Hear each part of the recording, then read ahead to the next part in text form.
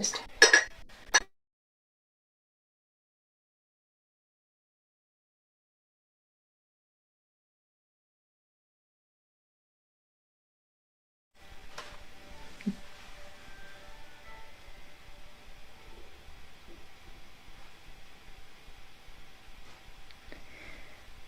Welcome to Siddhartha's Intent, Australia, Living is Dying. My name is Sering, and today it gives me much pleasure to welcome our guest speaker, Khadro, who will speak on the Bardo of dying.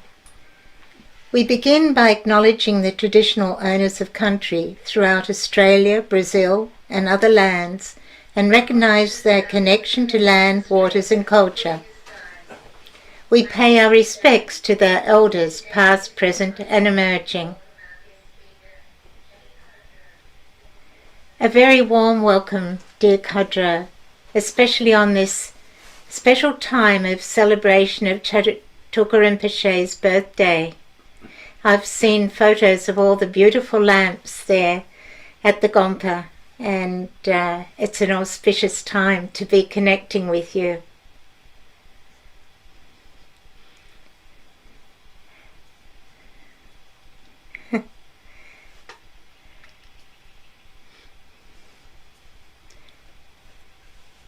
Perhaps you'd like to come online, Kandrila? Yes, I'm online. Great. We're still talking about format here. I would like to... There's camera issue with Khadro's camera, not seeing an image.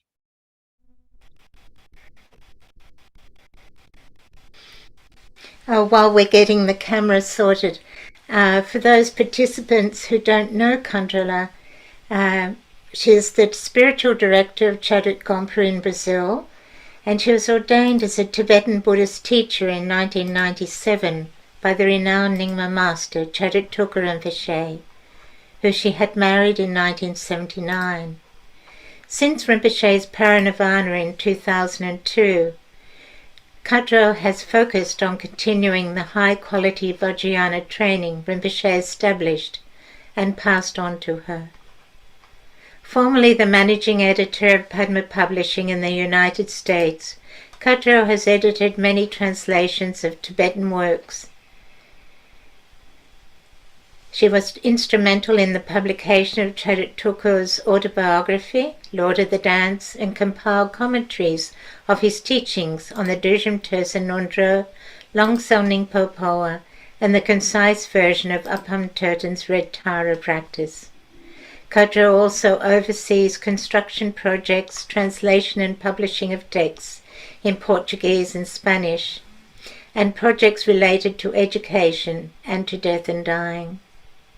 In addition to supervising the activities and teachings in all the Chagdud Gompa Brazil centers and Chagdud Gompa Hispo-America, Khadro also teaches in Europe, the United States and Australia, and is a founding director of Middle Way Education, a non-profit organization helping parents, educators, and school leaders introduce the timeless wisdom of the Dharma to students in creative, age-appropriate ways. Thank you again so much, Kandrila, for taking time out of your really busy schedule to be with us today. And we really appreciate it because we know that it's 4:30 in the morning where you are. And yes, it's very good of you to be with us. Thank you. I'll hand over to you.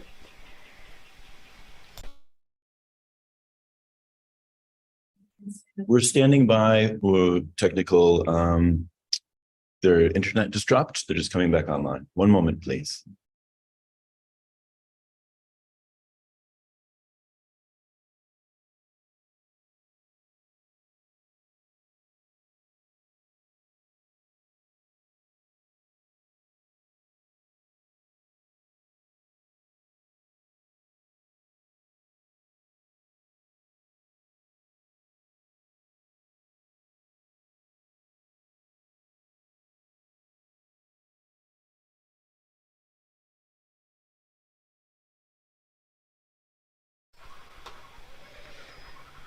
I think we'll have this fixed very shortly, and Khadro will be with us. She was there in the Gompa, ready to come online, but there's been a small technical problem. So while we're waiting, perhaps we can just sit for a little while and make our motivation for receiving this precious teaching.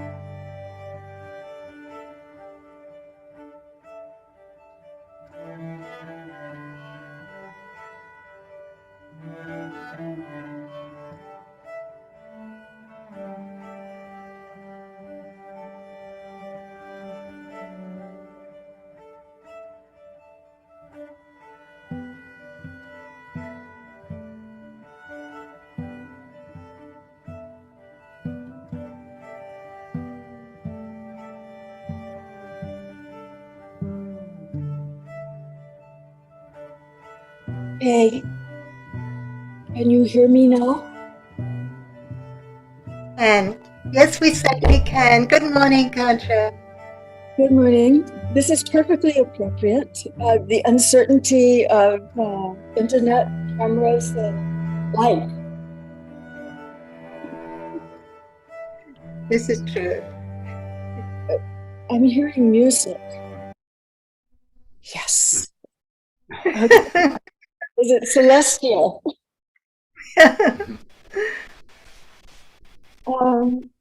So good morning, and thank you, Setting, for this opportunity to talk and to the encouragement to revisit Living is Dying. When I reread the book, I thought, there's not much more to say. It's so complete. And the group has been going through it systematically for a long time. But I'll say something. It's very practical though, and reassuring. Khyentse Rinpoche's presentation, sort of playful, but very deeply serious. And these teachings are profound. When I first heard the teachings in the context of Poa training from Chagdud Rinpoche, I thought this is a way to really gain control over death. And now, having taught it for since 1986, that's almost 40 years, I realized there's so much uncertainty. There's only one real certainty, which is our Buddha nature. And this is what we have to rely on, and our teachers to show us that Buddha nature. So the motivation that I have is that in hearing these teachings again, probably reiterating what you already know, that there'll be some benefit for you in your own passage. We all face dying. That's unequivocal.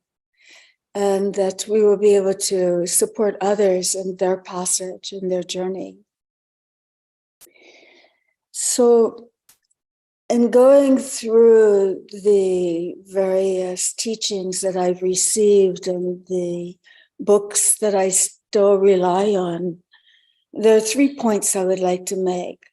One is that by being well informed about the Bardo of dying, which in most texts is referred to as the painful Bardo of dying, then we're able to overcome a certain level of false hope that is a hindrance, and also fear. And then secondly, the experiences of this life are, all of them, are a rehearsal for the Bardo of dying. That if we think about dying and death, then it makes our moment-to-moment living more meaningful. And every experience that we have in this life is really relevant to the process of dying. The teachings that we receive at the very beginning on the preciousness of this human rebirth and the hard-won conditions that it takes to obtain that precious human rebirth, how we hold on to it, and then how we offer it to sentient beings and to our future lifetimes. Then the truth of impermanence and death in every moment to moment, we're in Bardas. We're always between two moments, and those moments, that in-between stage, that gap between thought and thought, emotion and emotion, experience and experience, is really a rehearsal for the gap between this life and the next. And so then, by being well informed about the process of dying and the process of rebirth, then we can approach it with some calmness, with some facility of utilizing and applying the teachings we've had and the realization that we've attained to that moment of dying. Then the third point that I would like to make is how to strengthen the thread of our practice, the continuity of our spiritual practice across through the journey in the Bardo of dying. Because the Bardo of dying is really a state of mind. And the first question is, how do we know that we've entered with certainty that state of mind. We look at our dreams, we listen to the diagnosis and prognosis of our doctors, and we pay attention to the signs that we learn in the teachings. But in the end, we have to rely on our own intuition. If we have a deep sense of how our mind is, then we know the delineation of this life, Bardo and the Bardo of dying. Chagdud Rinpoche himself, he realized that death was approaching, and then he went into an extended retreat. He dropped his activities. In the last year of his life, he was quite different. He would sit and stare at the sky through the window in very great tranquility. And as the approach of his own death came, I don't know what his dreams were, but he decided to drop his activities, and he went into a retreat. And in that retreat, he had a meditation room. He had the room he was sleeping in, and the room next door, he was making an Amitabha statue that now is placed in the Zangdok Pauri that we built according to his aspirations. And so he was working on that until 4 days before he died. And his last teachings are the teachings of Poa. And at the beginning of those teachings, he told people, we have 2 days together. And then there's this whispering on the tape, and in the transcript, there's the indication of whispering, Rinpoche, we are here for 3 days. And indeed, he died after 2 days. And so then that was clearly prescient on his part. And he gave indications to us. But of course, we were in denial. It would have been very, very hard to be in full acceptance that Chagdud Rinpoche was going to die after 2 days. But he did on the full moon of November 17th, 2002. And yesterday we celebrated his birthday. It would have been his 93rd birthday, but his rebirth, I think, is around 17 years old.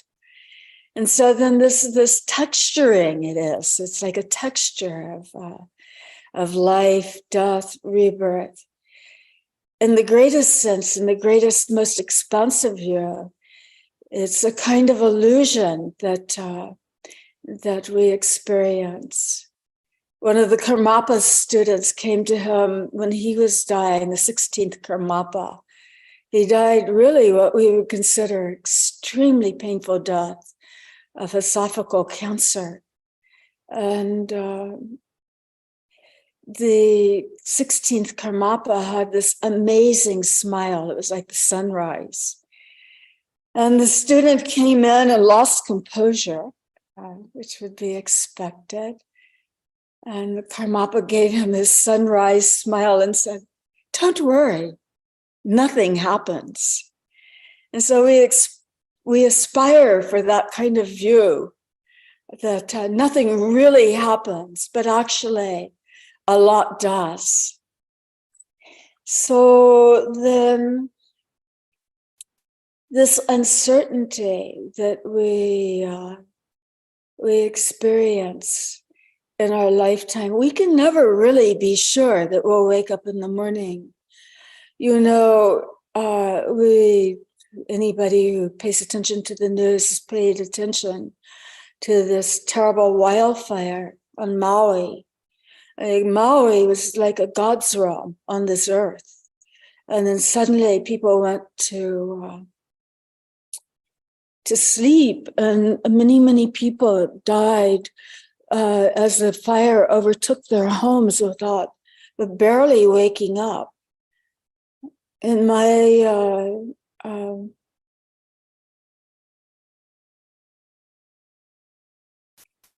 thoughts, I need water. In my thoughts, I think about the one guy on the bicycle who rode through the burning streets trying to wake up people. And I wonder if he survived, because many people didn't. You know, they made it to the sea and then they drowned. So then death by fire, death by water, death by inevitable loss of breath. When we wake up in the morning, then we need to really appreciate that, yes, we as Buddhist practitioners have another day to collect ourselves and to formulate our motivation and to carry forward. And we can aspire to die a heroic death, but we might die, you know, simply of the abject dissolution of the body with fluids everywhere. And, you know, the people that we would never want to experience this taking care of us, we really don't know. We can only make our prayers and hope that it's beneficial. That maybe we're the hero on the bicycle. Maybe we are in a state in the bed of dissolution and fluids going everywhere, a field of merit for anybody who helps us. And so then with that uncertainty, we do the best we can through our prayers and aspirations. We've contemplated impermanence. We know that that all phenomena arises, has its moment of appearance, and dissolves. That our own body arises, has its moments of appearance, and this life will be without us in the future. And so then we know that intellectually. And maybe we've had glimpses of that in our meditation. It's those glimpses of our own Buddha nature that serve us well in our dying. So then, this is our preparation to contemplate, to meditate on impermanence. And then to be ready for the journey. What we take with us is our own practice. And there is a person in our Sangha in North America. She was a chef. And she's a very cranky person, actually, you know. But after all of those years of serving the Sangha as a chef and giving people a stink eye if they walked into the kitchen the wrong moment, as she prepared, you know, how she wanted her last offering to be made, a great feast for after. And she died of a cancer that she decided would be left untreated. And then she turned to her Lama in the process of dying. And she said, what about my practice? How can I leave my practice?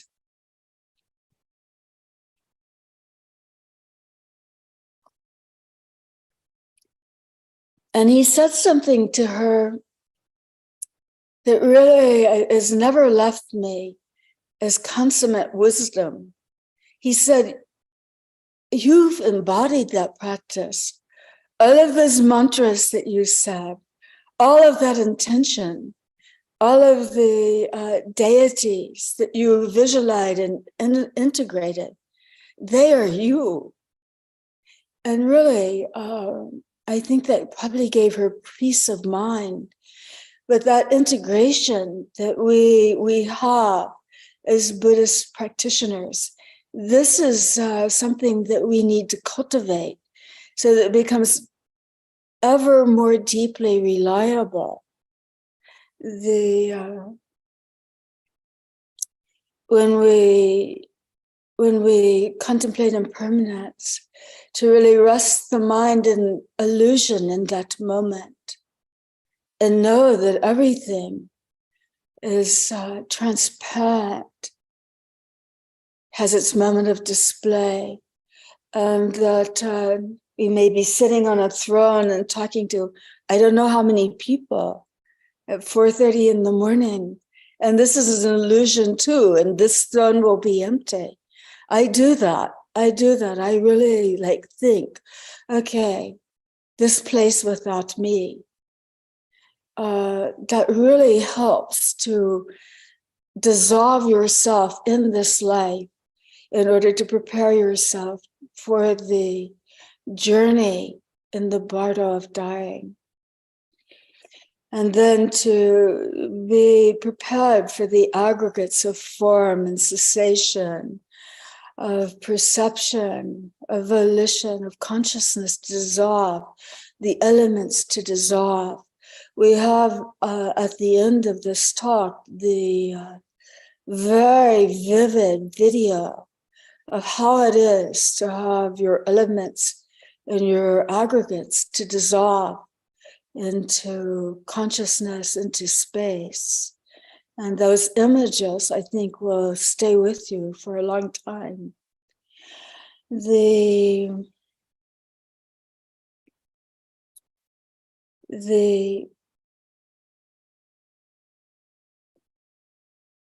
elements and the aggregates were never stable. And we have the training, the mind's training to know the instability of them and to find what's stable underneath, the Buddha nature underneath.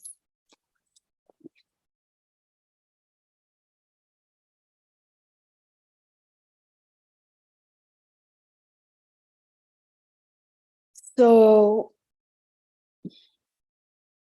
one of the paradoxes of the moment of death Bardo, this dying time, this journey that we all face, is having recognized the preciousness of our human rebirth and wanted to use it to its highest opportunity, and having had a willingness to renounce what's not conducive to the meaningfulness of this rebirth and to cultivate what is meaningful. That when we enter the moment of dying, we have to let go of our attachment to that too, to relax and find meaning in the moment-to-moment display of the process of dying, rather than that active doing. We can still cultivate compassion for our caretakers. We can cultivate compassion and love for those who have supported us in this life and who are grieving about our dying. But all of those responsibilities that we had before, we have to find the meaning in non-doing. A few days ago, we did our monthly trauma chud feast, the soak of trauma Nakmo and the Dujam Lingpa. And the translation that we have by Sarah Harding is brilliant. And the knowing of non-doing, to be able to not do except on a deep mental aspiration and meditative radiance. That is what we need to cultivate in the meditation that we do in this lifetime, so that in dying, we're not fearful that we're completely useless because we're dying. There's always something to do with the mind. And as I've come to consider these teachings in the context of Poa, which is what I teach, the great fear that I've had before is dementia and falling into a coma. But we don't know what's underneath there.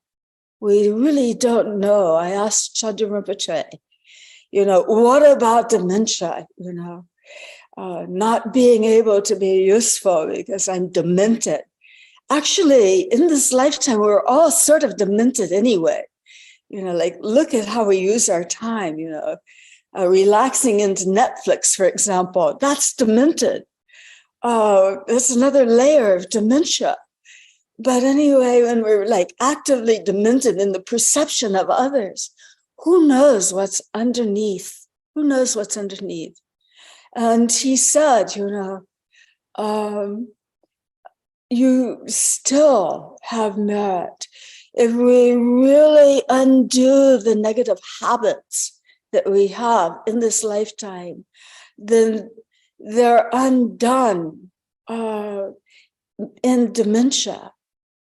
And so I don't know, maybe these stories are apocryphal, but I heard of a lama who was senile, a senile dementia in Australia, actually, one of yours. And in his care facility, he was always offering tea, just offering. And so then what I would say is, okay, so then while we have some sort of active vitality in this lifetime, we really need to use that vitality to appreciate what we have. Because we don't want to leave behind an uneaten feast and be nostalgic about it. One of the psychologists that I rely on, Irving Yalom, he talks about the great tragedy of death is a life unlived. And so then now that we have this life, we really need to live it, like really in the moment, appreciate what we have and offer it. If we offer it, we're already severing the attachment. We can say, okay, we lived that, we had that. That was a moment of goodness. That was a moment of pleasure. Or even we can savor the pain of heartbreak, the pain of disappointment, the pain of frustration, the pain of failed projects, the pain of loss. We've lost so many great teachers. And Chattagompa, we have these pages of long life, and because our pages are loose, we go through the pages. And at a certain point, we have to take a page, Dojip Chun, and put it in the back. Those longevity prayers that we don't say anymore, but we've said them before, and we have that loss. And we can actually, instead of avoiding the pain, go into it and really know it. And then when we reach the Bardo of dying, then we have this ability to say, okay, I live the pleasure, I live the pain. I've cut the attachment of hope, I've cut the attachment of fear, the aversion to fear. Then we can really go in with a mind that's more relaxed. We have to relax. So let me look at my notes. This is what happens to me when I talk in English. When I speak with translators who are not there doing it simultaneously and with great effort, then I get a chance to regroup.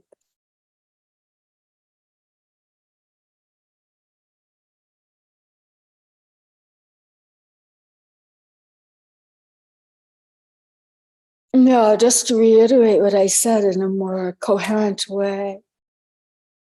The pleasurable moments and the attachments of these life. Offer them first, offer them now, dedicate. And the pain that we have, all of these disappointments and so forth, then really find the teaching. There's a teaching in every painful adversity, in every disappointment, in every failure. If we find that and find the seed of compassion, if we've experienced anger, to find the seed of love that contradicts anger, to find the paramita, patience that allows us to traverse that pain with some sort of equanimity, then everything is meaningful. I don't know, my mind wanders. I'm thinking of Nora Ephron, the screenwriter, and her mother was a screenwriter. And she's so funny. Nora Ephron is so funny. But her mother said, everything is copy. And then when she was dying of cancer, she told one of her producers, she said, if I could get a hairdresser up here, we could have an interview. She was just like funny to the end. We can find everything is copy, everything is useful, everything is a seed of teaching that we can process and make transcendent, so that we have a way of dedicating and resting in that, in emptiness.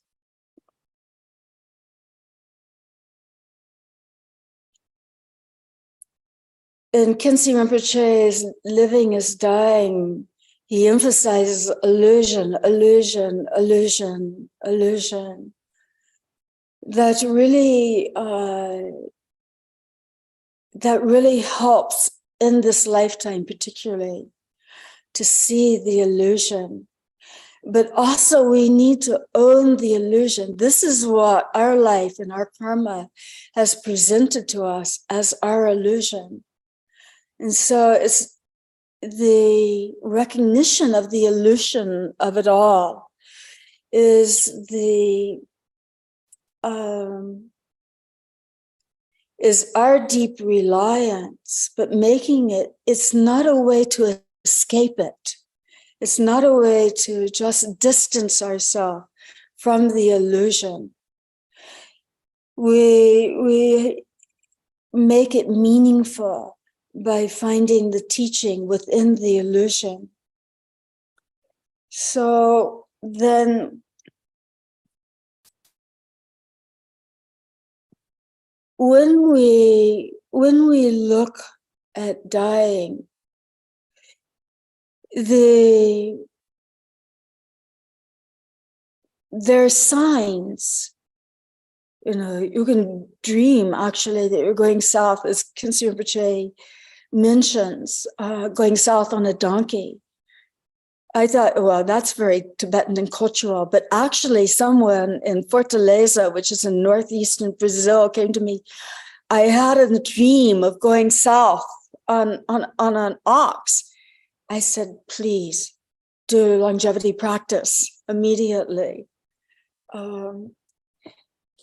Maybe our own cultural illusions will be, our dreams will be different. I've had dreams of falling off a high building, and I did longevity practice after that. And I'm still here. We always need to do longevity practice if we have those kinds of dreams. It's not like, okay, I dreamed I fell off a high building, I'm going to die. It's like many times we can do interventions and invoke the blessings of the Buddhism Bodhisattvas. And not only can we, but we should, because we do have these circumstances of a precious human rebirth. And we can do those meditations. And it's not really appropriate to just passively say, okay, I'm ready to die passively. I will die and accept the pain of dying. We do maybe follow the doctor's instructions for a while. We do longevity practices for a while. We do save lives. That also helps in the Bardo of dying. And even if those interventions medically, they don't help, they have provided a field of merit for others. They have provided maybe a few more days, maybe saving the lives. You have saved those lives. Here we save the lives of crabs. And I have to say that crabs are very cranky. They're very ill-natured. You put them on the ground and they come back and bite you. But anyway, they go back into these muddy swamps and then they're pretty happy about it. And so then whether they save our life is, kind of irrelevant. The merit is there. We've saved theirs for a while. And we've also prayed that they won't be crabs anymore. And then the pujas that we do, we sponsor. They're a field of merit for whoever performs them. And having sponsored them, there is field of merit for us. And all of this dedicated creates a different interdependence. And in the moment of death bardo, in that painful bardo of dying, whether it's painful or not, creating a different interdependence on every level, outwardly through practice and inwardly through our mind's intention. This is what we want.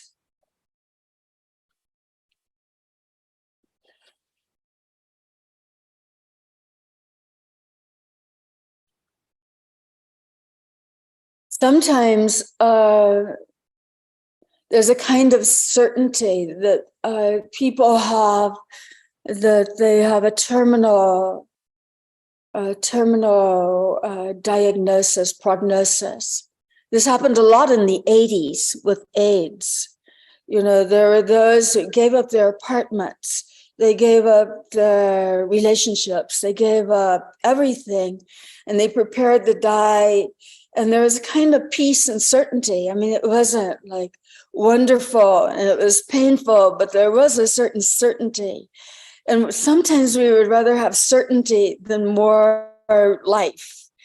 And then more drugs came and they had to go out of that certainty back into life, into the uncertainty of it all.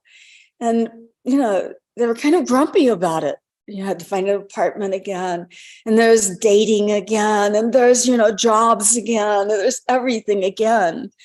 It's like that. I read this story of a woman in Washington, D.C. She was standing under a tree in a thunderstorm, and lightning hit that tree. 4 people died and she lived. And then amazing, that she lived. And then all of the trauma of living when others have died, all of the coming back into life through a lot of physical therapy, a lot of intention. But there's meaning in that. And so however it plays, that's what we have to work with. We can't really predict. So then what we can cultivate is a calm and the step-by-step presentation of it. And as I was writing down notes this morning at 1:00, I remembered I'm 77 now, but when I was 27, I did distance running. I was 50 years ago. And when you do distance running, the most I ever did was 12 miles. That's a half marathon. You really run from tree to tree. And so then it's kind of like that, in this marathon of life, death, rebirth, the Bardos in between, taking it step by step, the finding meaning in each moment. So the video that you'll see really talks about the step-by-step dissolution of the elements and the aggregates, the dissolution of when we're finally really on the final spiral of death. We may have gone down several different times. Everybody thought we were dying. There's a story in Tolstoy, the death of Ivan Ilyich, and everybody thinks he's about to die, and they're all standing around the bed, and he opens his eyes and he goes, "Not yet." It's really a bracing moment, and so people think you're going to die and you come back several times, but when you're really on the last trajectory, the last final downward spiral, that dissolution of the earth element, which has been dissolving in old age, dissolving into wrinkles and painful joints and creaky, noisy prostrations, so forth.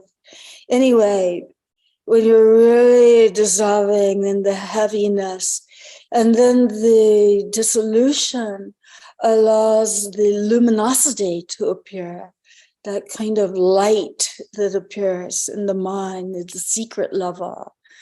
And the dissolution after the earth element, of the water element, the fluids of the body, the blood becoming thicker, the fluids of the body becoming thicker, the dehydration, the thirst, the eyes, the skin, all of it, the consciousness becoming unclear, the water element dissolving into fire, and the murkiness, the fogginess of mind. And then the fire element, the extremities. Maybe first the flare-up of the fire element is fever, and then the extremities becoming cold. Like no amount of blankets makes one warm anymore. And hospitals, I have to say, I've been in a hospital like once in the last 20 years. They really keep everything very air-conditioned. It's freezing in there, I guess, as a hedge against germs. But if you're the dying person, having enough blankets, maybe, caretakers bring them.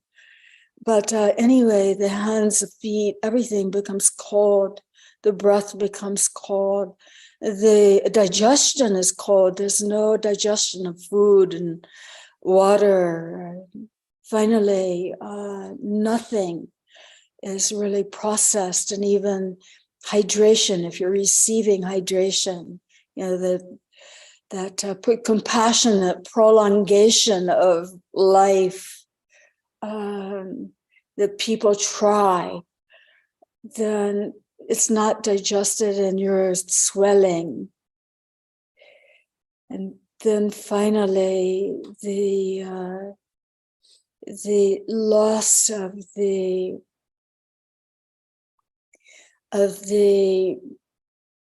mind's cognition. It's in the air element, giving way to hallucinations, giving way to the luminosity. And so then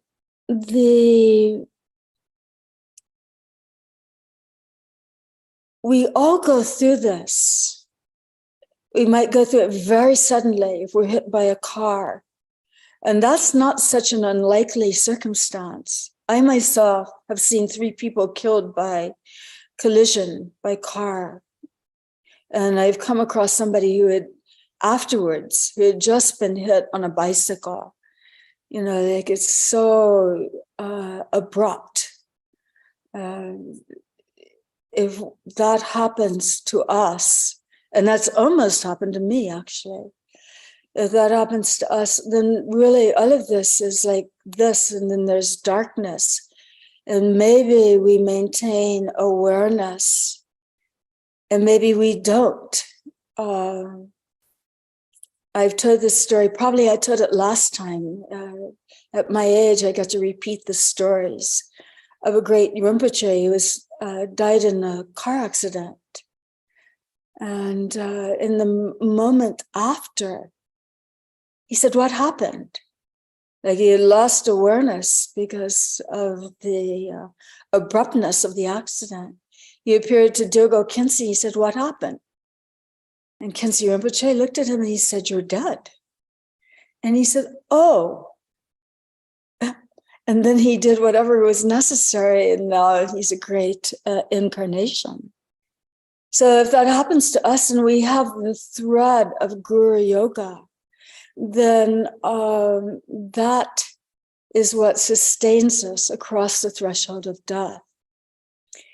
And so there are two things I want to do before we go to this video, and maybe before the video, because I'd like to leave the video to the very last moment, because the last frame of the video is so beautiful. There are two things I would like to do. One is to really encourage you to find the thread of practice. If it's illusion and you are seeing everything as illusion, then you relax and you see everything is a dream, an illusion. The heaviness, the coldness, the loss of breath even, all of this is like illusory, impermanent. You know that it's momentary, transitory. If your thread is Guru Yoga, then you see all of this as the blessing of your Guru. You rely on that. You don't let go of that thread. You invoke your Guru again, again, again, again. We do this in Lundra. We pray to the Guru. Be with me in this lifetime. Be with me in the next lifetime. Be with me in the transition from this lifetime to the next lifetime. A beautiful prayer. If your thread is deity practice, and of course I teach Amitabha. It can be Amitabha, Amitabha, Amitabha, visualizing Amitabha, knowing Amitabha. Knowing Amitabha is separable with your own teacher. Knowing Amitabha is really the manifestation of your own absolute nature, Dharmakaya, Amitabha. Relying on that, knowing that the repetition of Amitabha, Amitabha, Om Amidewa Hri, the mantra, however you say it, in Chinese and Japanese and Sanskrit, in English and Tibetan, then this is your thread of that you hold to across the threshold. And then in his book, Enlightened Courage, Dowa Khyentse gives another thread, which is Tonglen, that through our bodhicitta, that always we're taking in the suffering of others, that always we're breathing out the well-being, the wish that others be liberated, that they find their own Buddha nature. He said in that book of all the different kinds of poa, and there are many, then there is no greater that I know. Dogo Khyentse Rinpoche, Chabje Khyentse Rinpoche, knows than this. And so then that really is the thread of breath. And then on your dying breath, you would still have that thought, okay, may I take in the suffering of others? May I offer love, liberation, alleviation of suffering, that last thought. Great saints have done that in other traditions. And so then that is really, find the thread and cultivate it. If we find ourselves constantly distracted in this lifetime, then when we have beepers and interventions and grieving relatives and, you know, people bumping our bed and bad hospital food, or, you know, we're on the highway, we've just been hit, and you were wondering what happens next. And we find those kind of distractions then too distracting because we haven't cultivated a continuity in this lifetime. Then where are we? We really have to rely on the continuity of Buddha nature and the thread that links us to that Buddha nature through practice. So, all of you, I really recommend Living is Dying. Another book I've relied on again and again is Tukur Tundrup's Peaceful Death, Joyful Rebirth, which is a distillation. Also, Chagdud Rinpoche's Life in Relation to Death, which is a distillation. But in terms of non-distillation and very, very precise detail, then I've relied again and again on the Dzogchen Ponlop's Mind Beyond Death.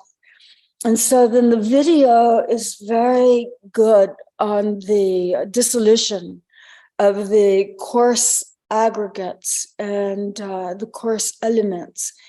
And I want to go to Ponlop Rinpoche's teachings on the dissolution of consciousness itself and the Bardo of dying. And so I am going to now pull that up. And I hope it doesn't compromise everything. And technically, Michael. Okay. Can you still see me? They can see me? Okay. Quite clearly, yes. Okay. I can't see you, but that's okay. So then, having gone through the dissolution of the first four elements and the aggregates, then we go through the subtle dissolution stage. And so, as most of you know, what we call consciousness in the Buddha Dharma is not one consciousness, not one entity, not one soul. It's like the five sense consciousness and the mental consciousness, and a very subtle, afflictive emotion consciousness, and then the alaya vijaya, the ground consciousness where the seeds of karma are held. And so then this is what he talks about in this subtle dissolution process. And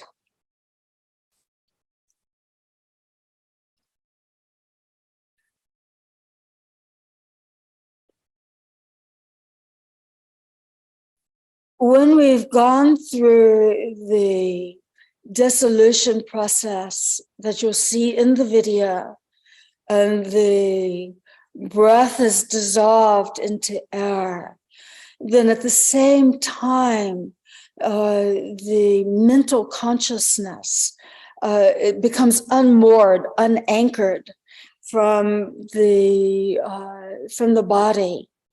And then the dualistic mind, the ability to perceive, conceptualize, grasp at objects, the consciousness that gives rise to the afflictive emotion, the kleshas, this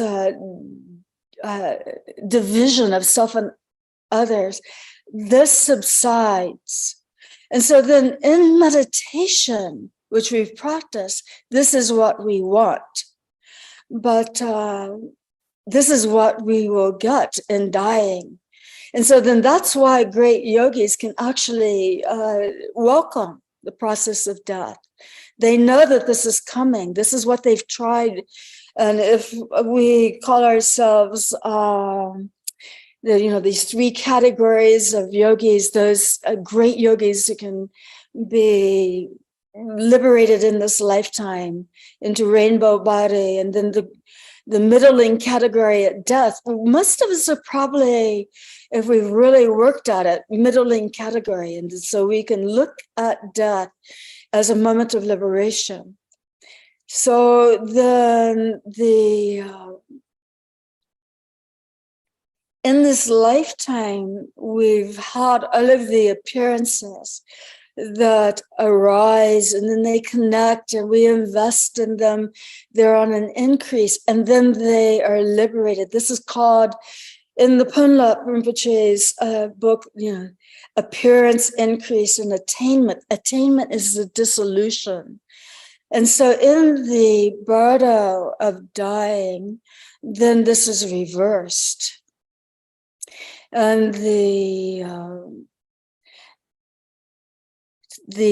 appearance, this apprehension by the conscious mind of an object, by the sensitive faculties, then this is failing.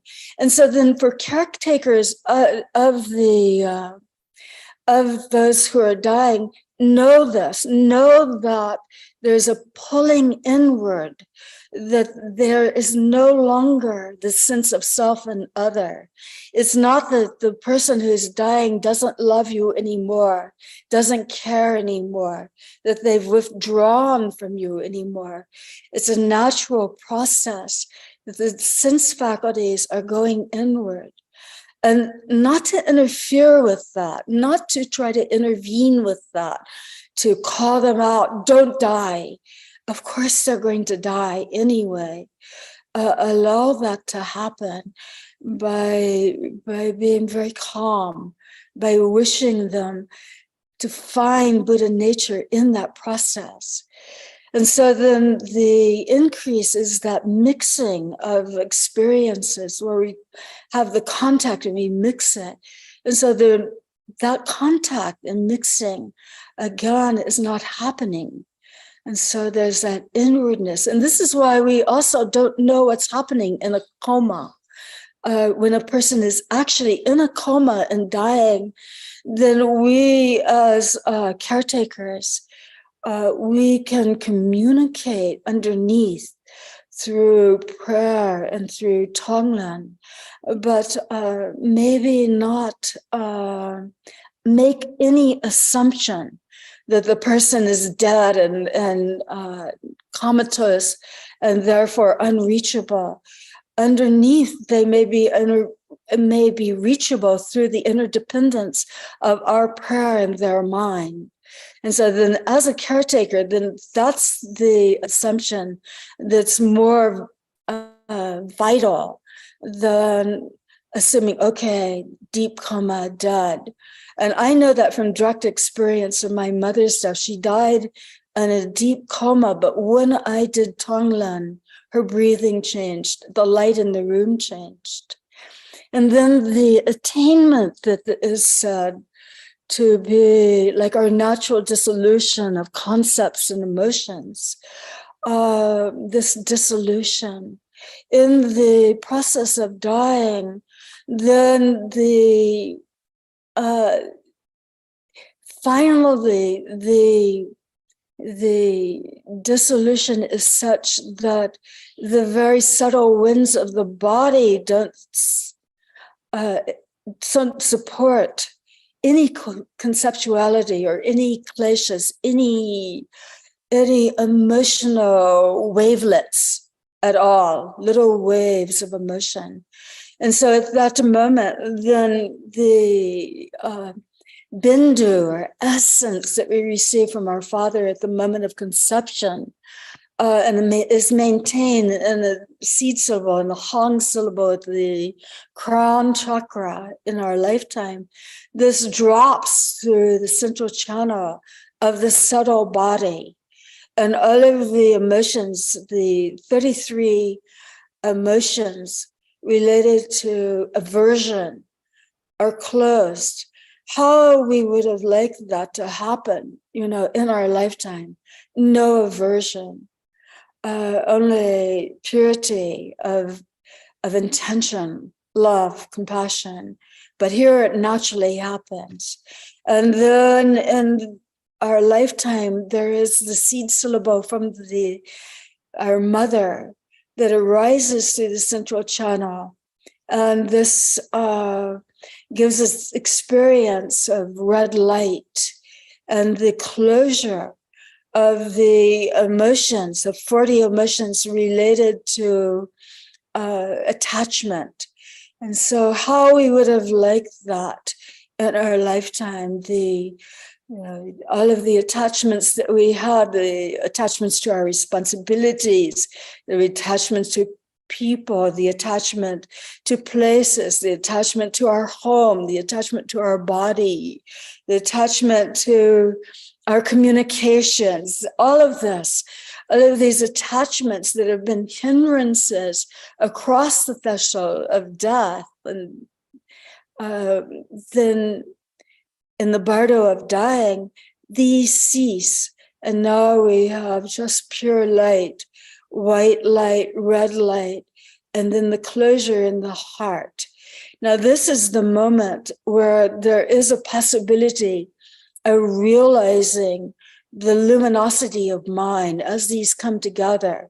Most people miss this. Great practitioners, including great Western practitioners, don't miss this. They stay in a state of tukdam, awareness. But most of us will fall into a temporary darkness, a kind of unconsciousness, until the mind moves into the next Bardo. And so I don't need to teach that Bardo. I think teachings are coming in a month or so to the living and dying sequence. But we need to prepare for that. We need not to fear that. We need to cultivate awareness that transcends darkness. Our mind in that state is like awareness, and in the nighttime, go out into the dark night of the new moon and look at the sky and relax the mind. And then you'll overcome that fear of darkness. And so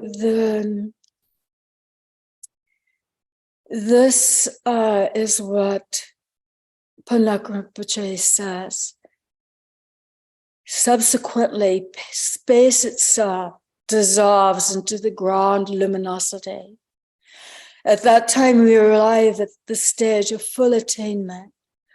All notions of self and other existence or non-existence, good and bad, are completely dissolved into the expanse of Dharmakaya.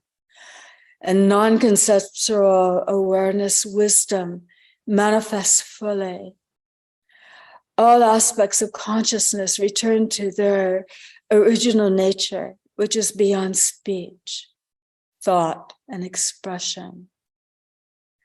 And so then this is what we look forward to, the transcendence of all the aversion, the attachment, the non-knowing, the non-recognition, the obliviousness. We look forward to that in a state of transcendent awareness of our own Buddha nature. And so at this point, I would like to go to the video, and then if there are any more questions, I'll answer them. I'm willing to stay here. We stay up and we got up early here. And so then I'm not tired. Let's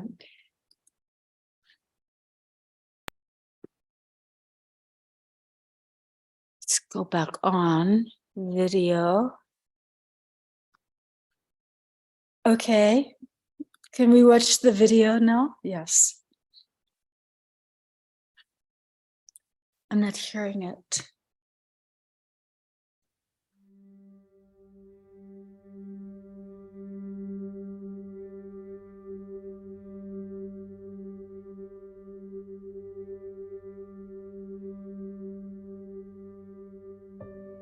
The projection called this life is about to end.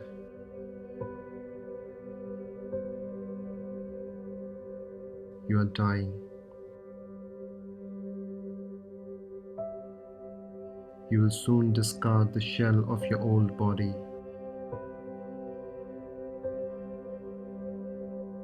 Om Mani Padme Hum.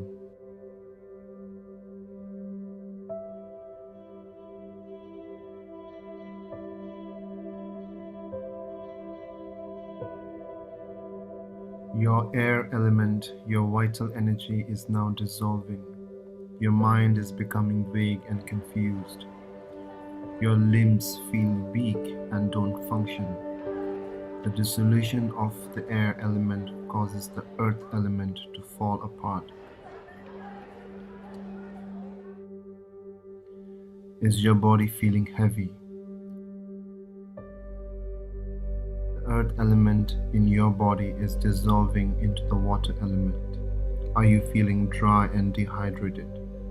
The water element is dissolving into the fire element. Are you shivering? Do you feel cold? The fire element is dissolving into the air element. Om Mani Padme Hum. Om Mani Padme Om Mani Padme Om Mani Padme Om Mani Padme. Your breathing will soon become labored as the weight of the mountain lands on your chest. It will be harder to breathe in, to breathe out. Do not panic. Next, everything is pitch black. Do not panic. Your outer sense consciousness, eyes, ears, nose, and so on, is dissolving. Om Mani Padme Hum. You feel you're falling from a great height. Your body and your mind are gradually separating. Your mind is no longer confined by your body. Om Mani Padme Hum. Om Mani Padme Hum. Om Mani Padme Hum. Om Mani Padme Hum. Soon you will experience rainbow-colored lights, unlike anything you have ever seen before. The blueness of the blue, the greenness of the green, the redness of the red, intense, alive. You are no longer limited by the filter of your eyes. Om Mani Padme Hum. Om Mani Padme Hum. Intense and raw, there is nothing between you and the object you are experiencing. They are nothing more than the expression of your mind. Nothing you see and experience is out there. It is the radiant display of mind. Om Mani Padme Hum. Om Mani Padme Hum. Do not be afraid.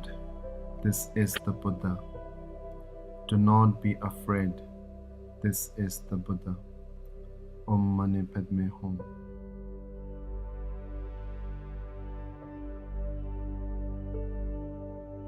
You are Buddha. Do not shy away from your Buddha nature. This is it.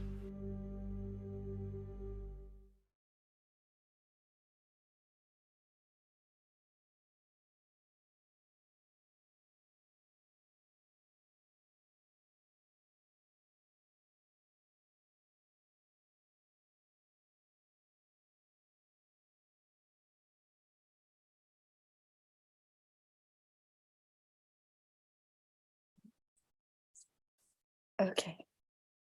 Speak up. The first question, and you make suggestions about the ideal position and place to die.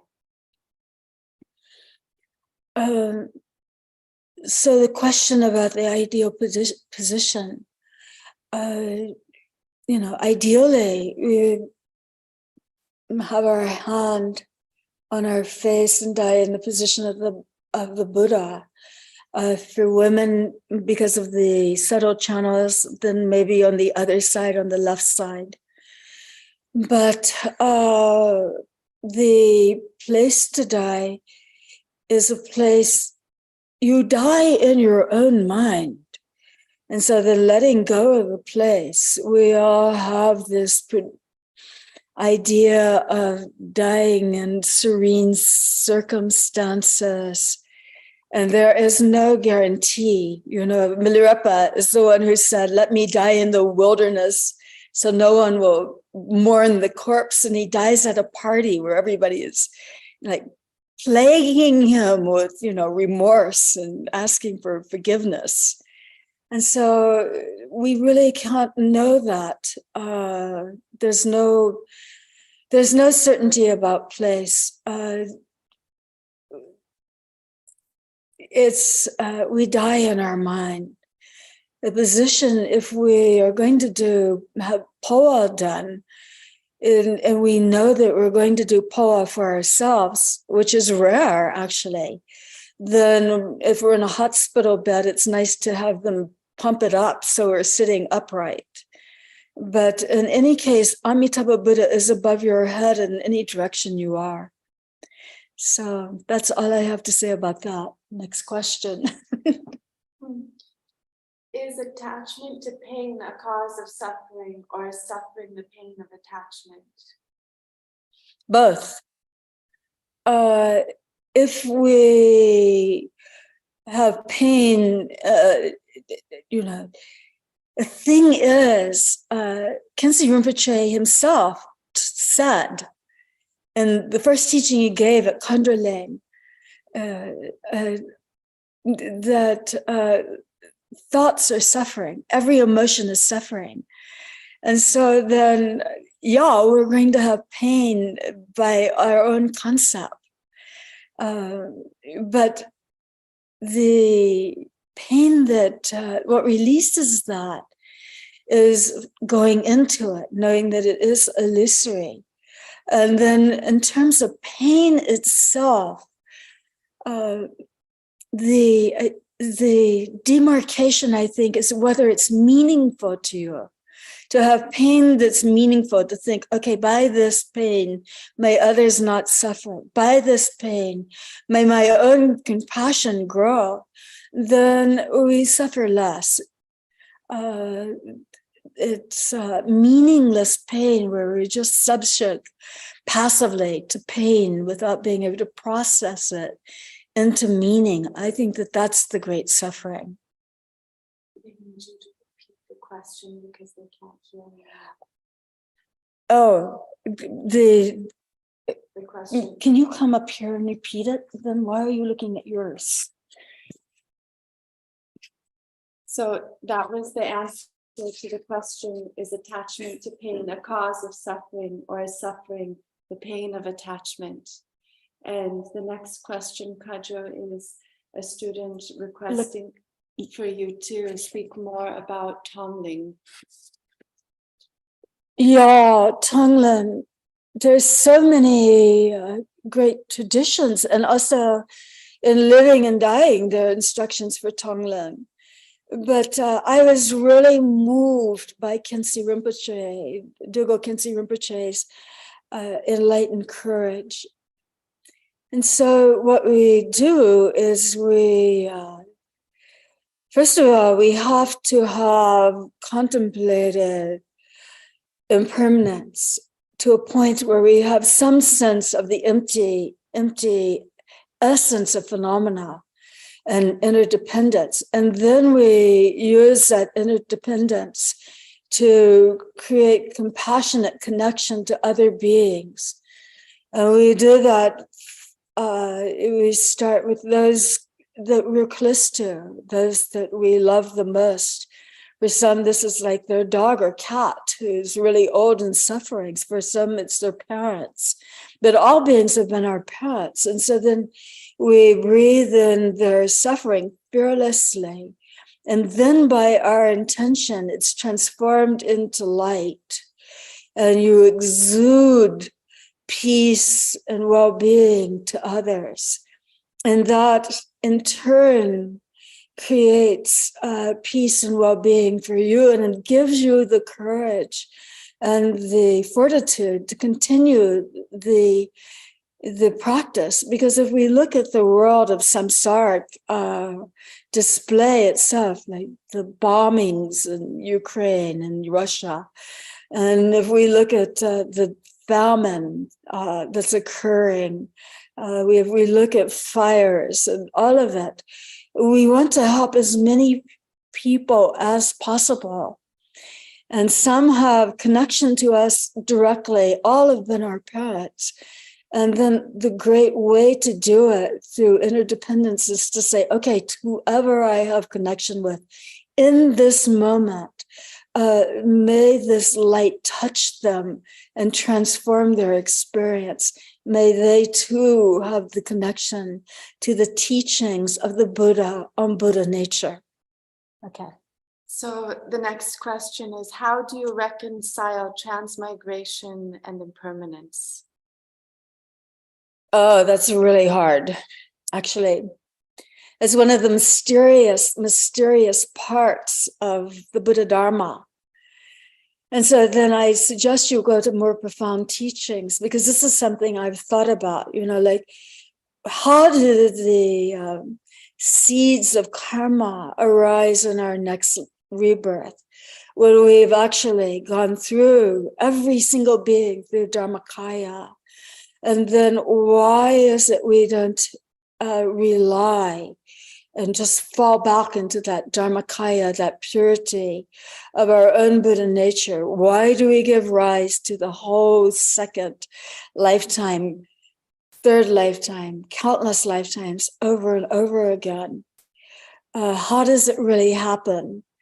And at one point, I said to Chagdud Rinpoche that, well, genetics, which are based on seed syllables, this DNA and so forth, they are the seed syllables of karma. He got really angry at me and said that is too deterministic, too fated. I don't know I can't remember the word he used. But anyway, also the Buddha kicked out one person from his Sangha who refused to give that idea of deterministic soul up. The Buddha tried to teach him, and then he couldn't give it up. And then there's, if we really are meditating, the kind of randomness, the display of Buddha nature. So I ask you to ask Khyentse Rinpoche that question. That's as far as I'm going. Can you give general advice for aiding someone through passage of death having no experience whatsoever? Who hasn't any experience? That's not clear.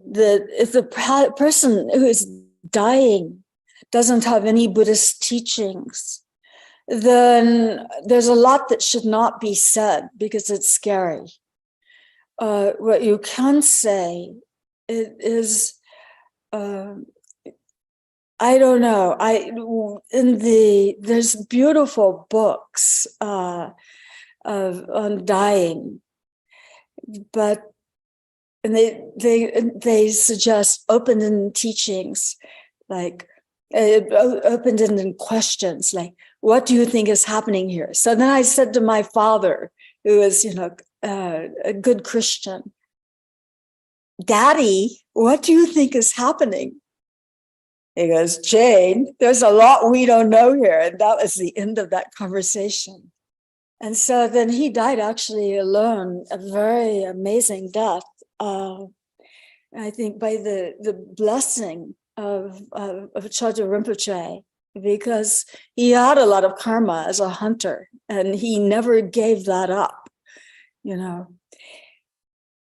I think that guiding someone who has no Buddhist teachings is to, first of all, draw upon their best experiences in this life. Remember the love you had for so-and-so, or if you have connection with them, remember the time you made me happy by da-da-da-da.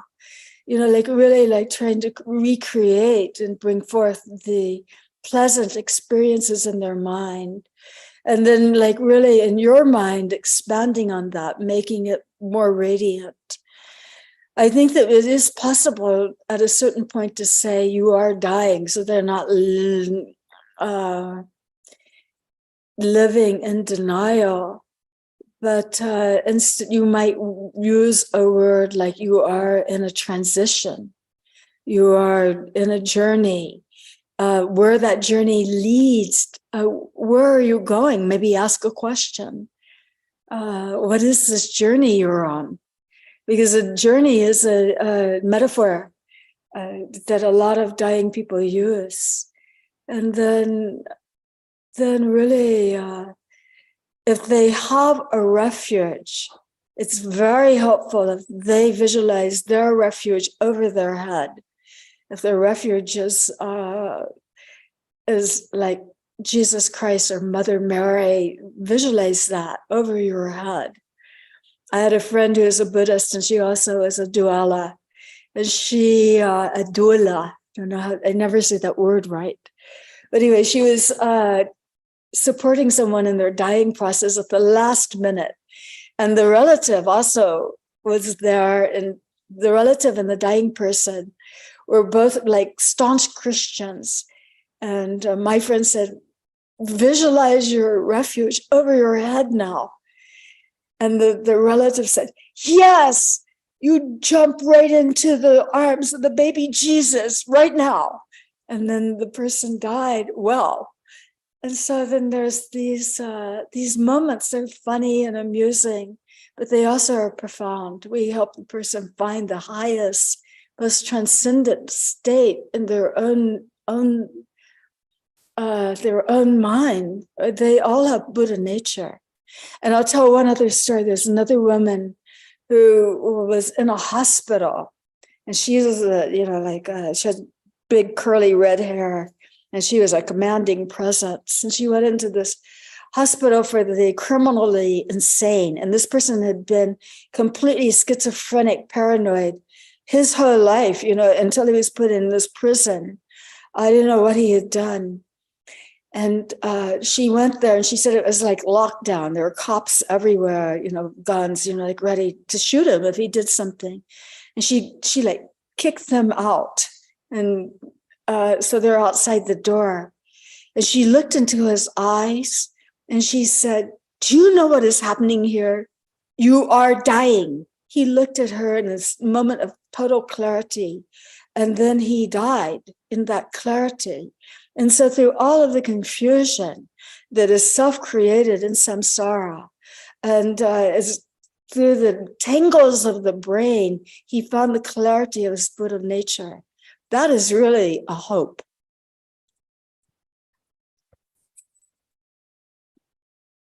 Do you feel that having an acceptance of death enables us to have more confidence?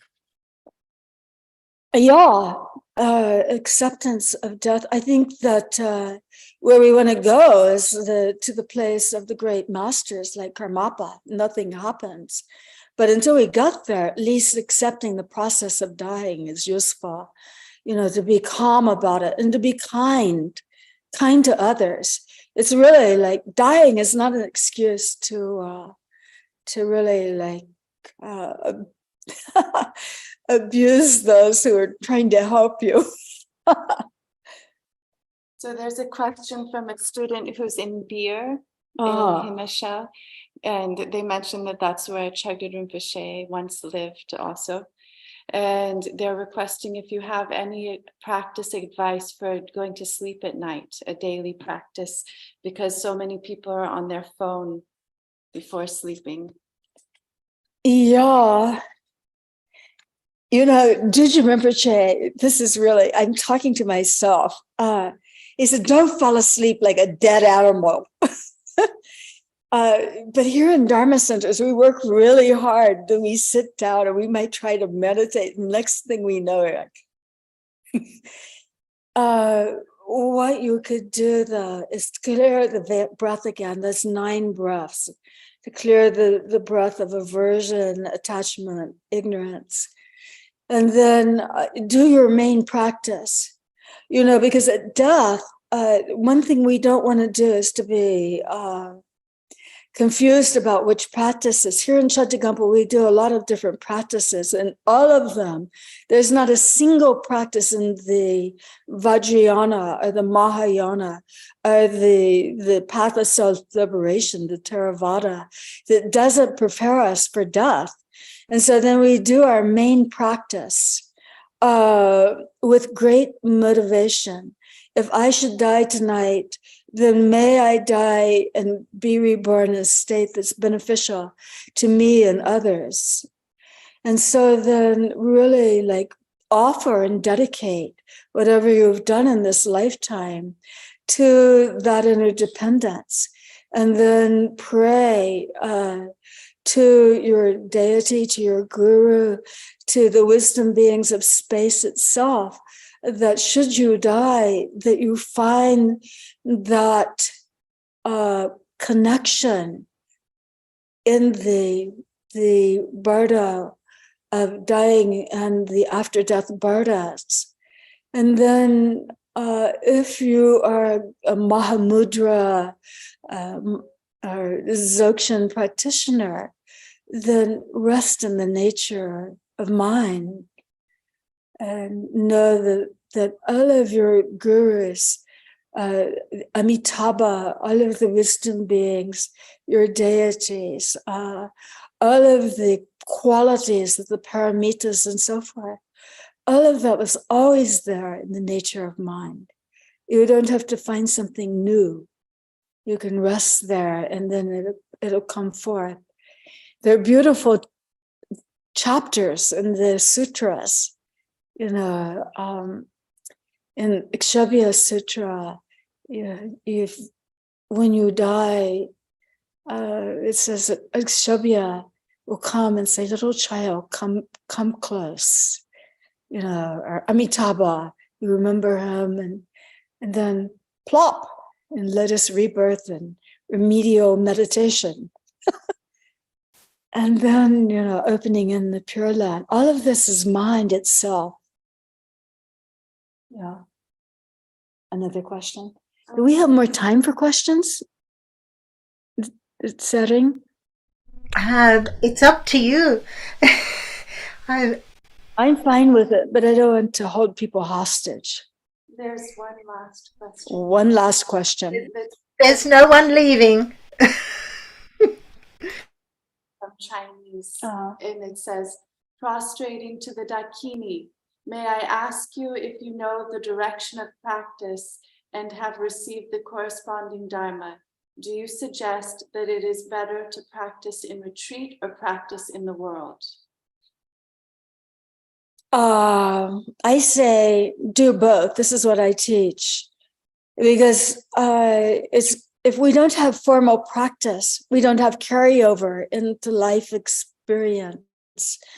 And even in Dharma centers where we're carrying out virtuous activity with a great intention, we sometimes need to withdraw and clarify our formal practice by silence and isolation. And so even a 2 or 3 day retreat can be very meaningful.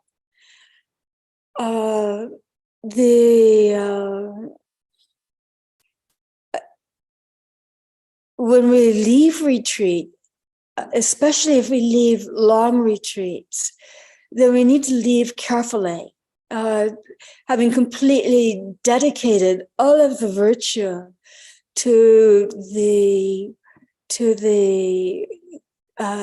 realms of sentient beings.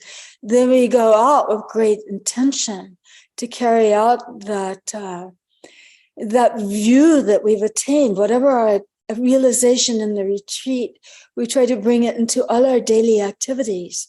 But of course, being caught in the back and forth of attachment and aversion, of reification, we lose the view, and then we have to do more formal practice. When we do the formal practice, then we gain the view.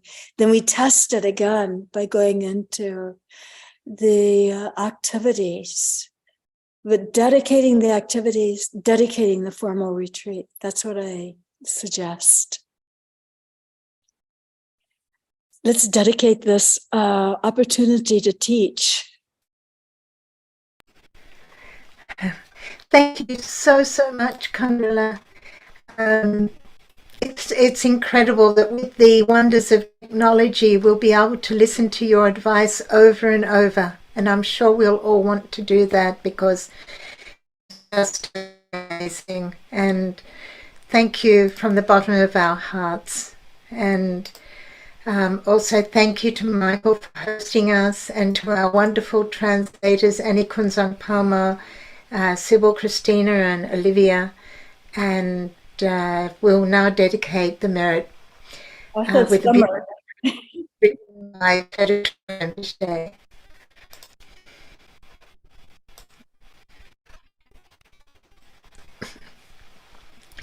This virtuous accumulation of merit we offer, so that all obstacles dissolve, and that at our death each of us may find ease in dying, and swift rebirth in the pure land of great bliss, quickly gaining enlightenment for the benefit of all sentient beings.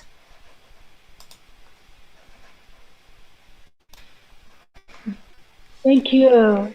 Thank you for this opportunity. And there's nothing that I said that's not in Living is Dying. The book is really complete. It's a hard act to follow. Yeah, true to life so beautifully. And yeah, so we'll next month be continuing with the Bardo of Dhammata with Raktorum Vishay Dotuku. And thank you so much. We knew you were perfect for this Bardo of Dying, and please come to Australia again. Please come next year. Please come before I pass. Bye-bye. Bye-bye.